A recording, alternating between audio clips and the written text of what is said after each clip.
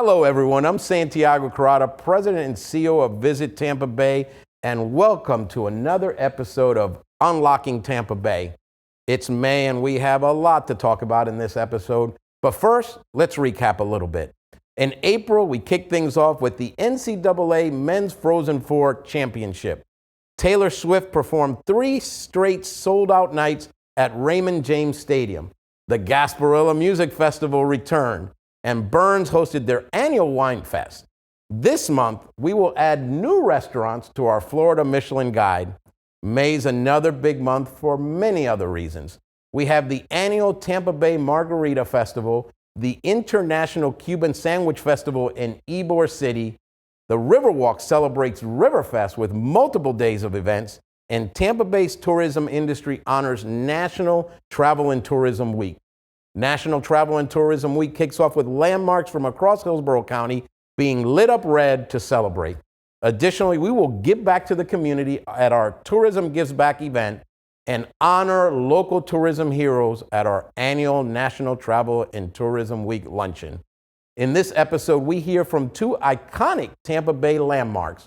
We're talking with Crystal Rivera, the general manager of the historic Floridan Palace Hotel, which is currently undergoing a huge $25 million renovation and joining the Tapestry Collection by Hilton.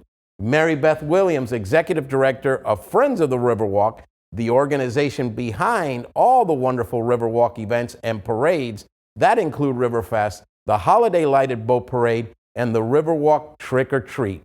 Take it away, Serena. Well, of course, a huge part of the hotel industry is hotels. Joining us now, a true rock star, Crystal Rivera. You are the general manager of the Floridan Palace Hotel. Yes, ma'am. But Crystal, there are a lot of changes coming. First of all, tell us about the hotel and what's happening. The hotel was acquired in 2021 by 1754 Properties. We are going through almost $30 million renovation, full renovation to include a new Dan, new coffee shop, complete revamp of our ballrooms, as well as an addition to the ballroom space and our meeting spaces, as well as a full redo of all our meeting space, of our guest rooms. But tell us about the history of the hotel too. I mean, you drive into Tampa and you see this amazing structure. Tell us about it. It's actually one of Tampa's oldest historic properties, as well as the tallest skyrise in Tampa. So to bring back the life and the energy that it used to have at one point in the roaring 20s, we're excited about. So now, though, there's new ownership, and you just mentioned it. A part of the new ownership is 1754 Properties. Wow, and millions in renovations. Millions, almost 30 million in renovation. What are you the most excited about to see? We're most excited to see our Sapphire Lounge be fully transformed into the new Dan, which will be opening next month, actually. Neo-Gulf-inspired Louisiana flavored cuisine with amazing Prohibition cocktails to include our staple, the Old Fashioned, as well as a favorite of mine, which will be champagne with a cotton candy. Champagne and cotton candy? Yes. That sounds amazing. I think that's going to be one of my favorites, too. It's already mine. So tell us, though, with the hotel, we've talked about the historical element of the hotel. Will some of the amazing pieces stay in the hotel? Some of the chandeliers, or what do you plan on doing with all of that? So we're definitely elevating the brand and the property. So the chandeliers will be gone, but in an effort to give everyone a chance to have a piece of history, we will be auctioning them to anyone in the Tampa Bay area, and all proceeds will go to a local charity. You know what? I would love for you to expand on that. That is amazing. So you guys are giving back to the community. We're giving back to the community, and not just on our chandeliers. Our room furniture, we're actually going to partner with Hopes of Tampa and donate all our room furnishings for families in need as well. How did you come up with that idea? I mean, it's wonderful. Our culture is all about giving back, and we give back in several multitudes, whether it's our furnishing, our chandeliers. We've given back. There's a homeless situation in our area, and we've actually enforced or employed homelesses at our property, housed them as well, just in an area of just giving back all around. It's wonderful. And I know you were talking about the renovation. We've been talking about it, how it's going to be more modernized, right? And more hip, or if that's the right word. With that in mind, with the hotel, it's part of the Tapestry collection. What does that mean for the city of Tampa? It means that the travelers that are coming are looking for something new, vibrant. Going to a tapestry collection is going to more of the experience and rather just another hotel bed. So it's creating that experience for the guests that they won't necessarily get from any other hotel in Tampa. So how does it really draws in more tourists, right? I mean, you've been in the tourism industry. We have to share some of your history. It's so amazing. You started when you were only 12 years old. Almost. I started in high school. In high school. Okay, so you started at such a young age. So this has been your life. My life entirely. I don't know what I would do otherwise. So from your perspective, to have a hotel like this in Tampa, what does that mean? What it means is being able to bring life to a building that necessarily wasn't activated to its full potential in the past. It also means being able to support the conventions that come in town where initially they weren't partners of the property, and just being able to embrace the increased demand of travel and tourism that's coming to Tampa. So we were talking about it earlier. Isn't it just so amazing to watch Tampa grow the way it has? And we've broken hotel records when it comes to occupancy. Kudos to Visit Tampa Bay for that. Which is so great, right? So speaking of hotel occupancy, share with us what you've seen in just the past couple of years. In the past couple of years, I mean, I started in downtown in 2001, and in 2001, I would say North Downtown District was pretty bare. So to have hotels like ours, Le Méridien, to activate that space and bring more housing to the community for bigger conventions in Tampa speaks volumes. So you came from the Miami area, right? And I mean, I love the city of Tampa, as you and I have shared. So with coming from that area and seeing Tampa the way it is now, what type of international impact do you think it has as we talk about tourism? 100% on the international, between our South American community as well as with the UK and German. I mean, I think Tampa has developed itself as an international hotspot for vacations in general. You know, there's so many hotels now that we can go to. What would you say that puts your hotel? Why is your hotel special? It goes back to the basics. We're not just a typical cookie cutter hotel that you can go out to Miami, Fort Lauderdale, or anywhere in the country. This is something where it brings a historical piece as well as embracing the tourism and hospitality culture in itself. And you guys actually have some breaking news because the hotel is changing names. It is. We will be converting to Hotel Floor, and our new bar will be called the Dan. And when you put them together, it pays homage, obviously, to the Floridan. That is so neat. So, and the floor is spelled Flor, right? To give back to also the cultural aspect. Absolutely. The cultural aspect, when you go in the lobby, the exquisite ambiance of the ceilings are different flowers. So again, tying in the culture of the Hispanic community and the Cuban community in Ybor and cultivating the floor. And I know you guys are open to the public. I mean, right now you've even had full occupancy of the hotel. What can we see in the next few months, and when will the completion be done? Next few months. So next month, actually, we're going to be opening the Dan. Summertime, we'll be opening up our new coffee shop that would have a street-facing entrance. And full completion, we're expecting by October of this year, completely converting to the Hilton Tapestry collection. That's amazing. And you started, and when you said, I said you were 12, but high school. You started in high school. And this is also a family atmosphere for you. Doesn't your own daughter also work at the hotel? My own daughter does work there. She's been working in hotels for since she was 14. She started off at our property as a front desk agent, moved into a supervisory role, and currently works in our accounting department and payroll. So what does that also say, though, about the hotel? I mean, we have such a rich history here in Tampa. I mean, on top of tourism, jobs that are available.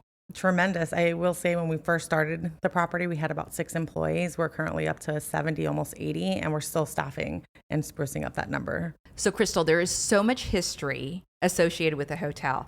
I can only imagine the famous people who have walked through those doors. We've had legends like Elvis, Marilyn Monroe, Frank Sinatra.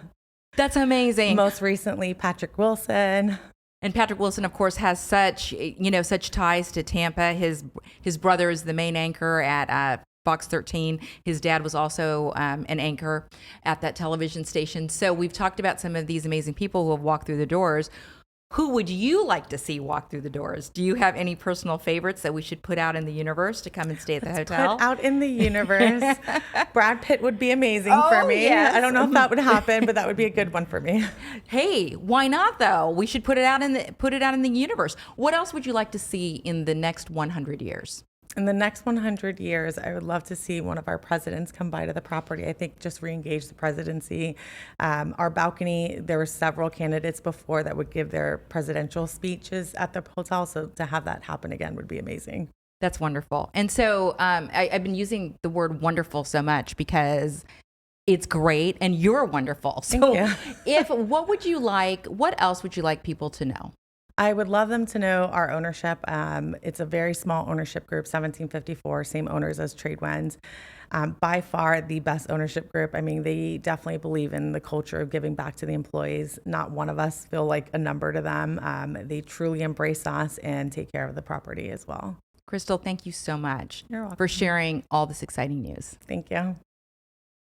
And we're continuing our conversation on tourism. We're here with the Executive Director of Friends of the Riverwalk, MaryBeth Williams. MaryBeth, welcome to Unlocking Tampa Bay. Thanks for having me. Great to be here. Oh my gosh, it's great to have you. And talk about the Riverwalk. Such a great distinction recently. USA Today named it number 2 in the entire nation as a Riverwalk. They did. We're so proud. You know, we were not in the running last year, and so Detroit won it 3 years in a row. Maybe they were more prepared than we were. But now we know. Now we know. Next year we're going to be number 1. And there's, we talk about USA Today, but that's just one of many acknowledgments. Time Magazine came out with an article naming Tampa as one of the best places. Of course, the Riverwalk was mentioned. Photos were up to number 6 a couple years ago. I think we were number 7. So I think the Riverwalk's being recognized around the world. It continues to grow and grow and grow. And we're not just talking about grow and recognition. It's 2.6 miles right now. It's going to be close to 13 miles soon? It's going to be over 12, right. Can you talk to us about that? So I am not as deeply entrenched in the development on the west side. Certainly Friends of the Riverwalk want to be involved when we expand on that side. The city is seeking proposals now. I think I just read an article about the 2 companies that are vying for the proposal right now. And completion isn't expected until about 2026. So we still have a few years to go. There's several segments that are already completed, and so really along the river it'll just be to connect those segments, and then there'll be another portion on the West River down Rome. Well, time flies so quickly anyway. 2026 is going to be here before we know it. True. How did it get to be 23? Yes, and speaking of 2023, you have been with the Friends of the Riverwalk for a while now. Tell us about this amazing nonprofit. So I've been here since December of 2019, right before the pandemic. But our organization has been around since 2005, and we were formed to help the city with the fundraising component of the design and construction of the Riverwalk. And we still have a couple of our original board members just so passionate about continuing to develop the Riverwalk. And for several years, that was our main focus, was the fundraising, the design, and the construction. And probably about 2016, we pivoted to more of a promotion and activation role. So our organization handles the marketing for the Riverwalk, the website, the social media platforms. We oversee the Riverwalk banners that you see, the advertising on those, the personalized pavers, the specialized cups, and then we also have several signature events that we organize, one of which is May 5th and 6th, Tampa Riverfest. It's a food and music festival, so who doesn't love food and music? We're getting close to that. We're very excited that Public Supermarkets is our sponsor this year. Congratulations. So that was a big win for us. So many organizations are involved and will be out there. Lots of fun. We also have Riverwalk Trick or Treat, which has just exploded since the pandemic. It was crazy the number of people that we had out this past year. And our events have continued to grow in terms of the footprint. So while it used to just be trick or treat, now it's trick or treat and a costume contest and a movie in the park. We just continue to add more activities to those events. We were the original boat parade organization. Wow, gosh. So it goes back, and Troy Manthe from Yacht Starship can probably tell this story better than I, but I've heard it many times, so I will try to do it justice. So this is back when there were only 3 or 4 boats, and they would go around Davis Island and around the hospital to cheer up the patients in the hospital. Oh my gosh, what a wonderful cause. And now, at Christmas time, we're up to 125, 130 boats. Those are just the boats that register. Certainly, we hope everybody registers because that helps us cover the cost of the event. But we have hundreds more that come out, deck their boats out in lights, and are there just to watch the parade. So we have the holiday boat parade, and then we have we partner with the National Pediatric Cancer Foundation for the Halloween boat parade, but we have a 4th of July boat parade as well, which is now turned into a boat parade. We activate the wharf. We've got a water ski show. It just keeps growing. I know, it's so exciting. And clearly, I'm sure the audience can feel and see your energy on how much you love the Riverwalk. And you, for a while, it was just you. Right? For a while, it was just me. share that story. The Riverwalk is so huge and such a huge part of Tampa in our community and so important. And it was you. It was just me. That was after the pandemic. So in about March of 2020, because we didn't have events and events bring in so much of our revenue, we really had to cut back at that time.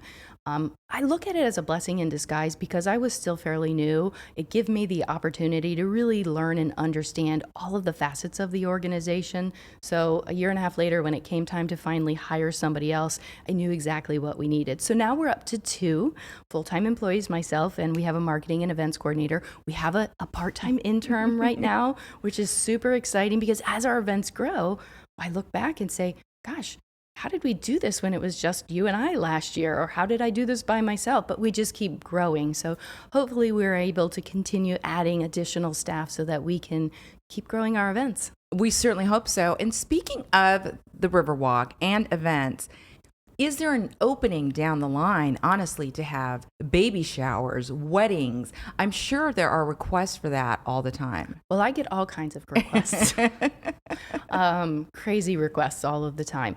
But I mean, you can do those things. You just have to go through the City of Tampa Office of Special Events. They've got a website. They've got a PDF document that you can look through, and it has the requirements. How many people will be at the event? Do you need police? Do you need EMS?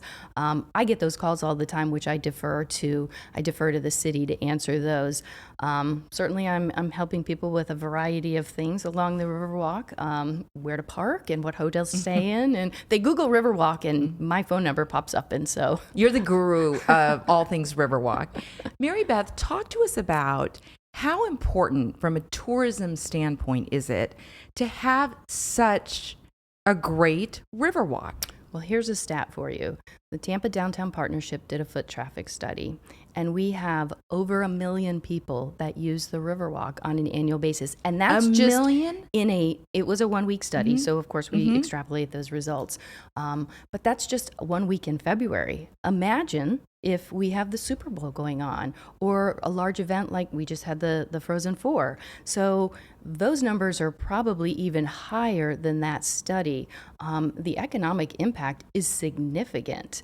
You've got hotel room stays, you've got restaurants, you've got attractions, all of those benefiting from the folks who are in town enjoying the Riverwalk. So MaryBeth, what can we currently see on the Riverwalk? Oh my goodness. There are so many parks, attractions, hotels, restaurants. There's a little bit of something for everyone. In fact, there's, water sports. You can hop on the water taxi. You can get from one end to the other. It's just, and it's growing and growing and growing. It continues to grow. And also, really, I have to say, a point of pride is the accessibility factor. We have been recognized as being such an accessible city for everybody. Can you talk about that a little bit?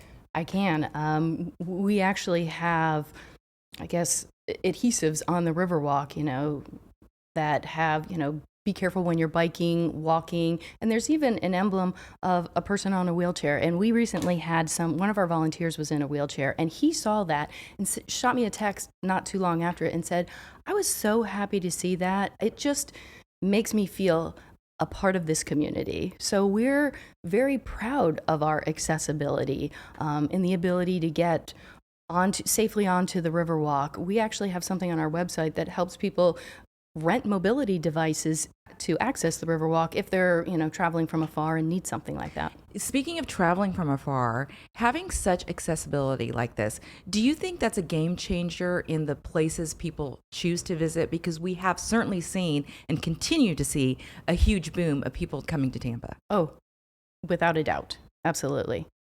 And why do you think that is? I think, when people are researching destinations, first of all, we have beautiful weather. You can come to Florida at any time. So that in and of itself is a reason to visit. But the ability to do just about anything for anyone, I think helps people decide where it is they're going to visit.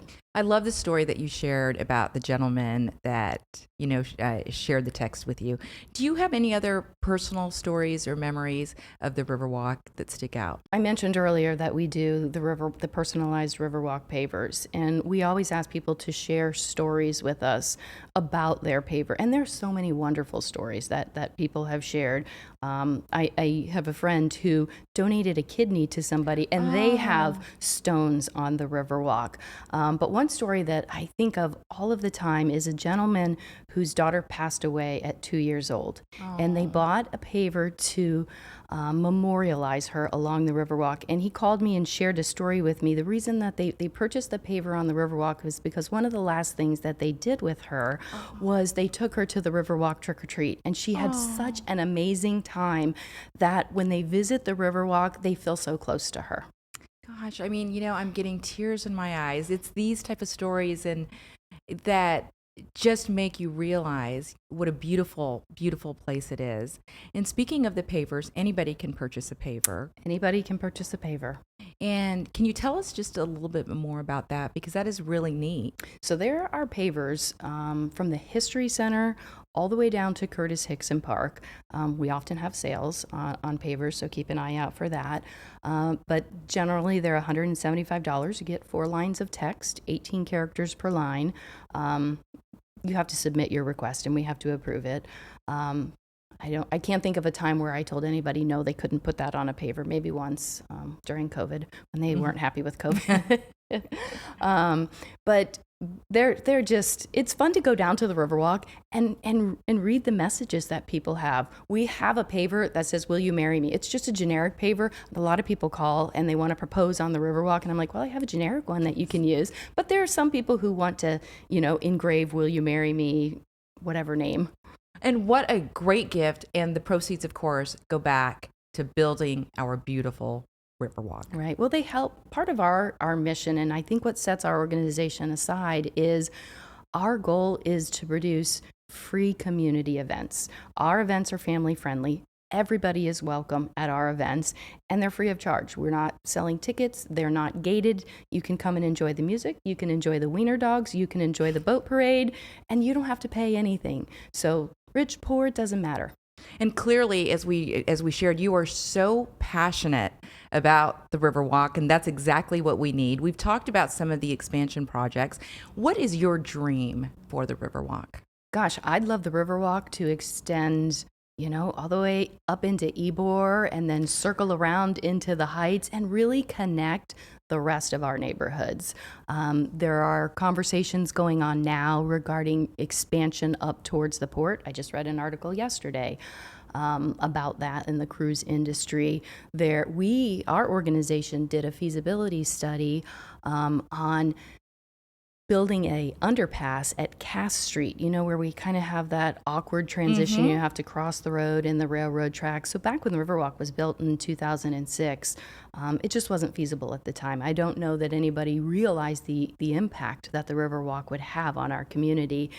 So we revisited the study this past year, and they said absolutely. And we've spoken to neighboring organizations. CSX is on board. We've talked to the Straz and the Museum of Art, everybody's very excited about the possibility of an underpass there. Wouldn't that be exciting? And guys, isn't she, doesn't she speak so eloquently and know everything about this? MaryBeth comes from an educational background. Not surprising. Thanks. I appreciate it. And I enjoy my job. I enjoy working here. I enjoy meeting new people and new experiences. And well, we're lucky to have you. And as I told Crystal Rivera, who's the general manager of the Floridan, who we talked to just to her prior to talking to you, I said, put your dream out in the universe. So let's put your dream out in the universe as well. let's do it. Let's do it. What a great benefit for Tampa. Thank you so much, MaryBeth Williams. And thank you, everyone, for joining us. Until next time, stay safe.